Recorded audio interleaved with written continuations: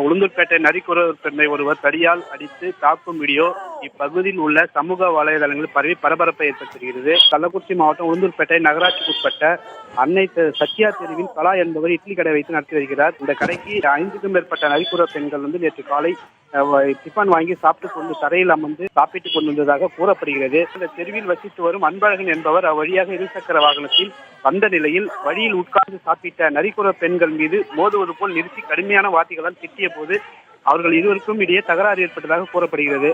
ஆத்திரமடைந்த அன்பழகன் அவர் வீட்டு முன்னால் கிடந்த தடியை எடுத்து நரிக்குறவர் பெண்ணை கடுமையாக தாக்கியுள்ளார்.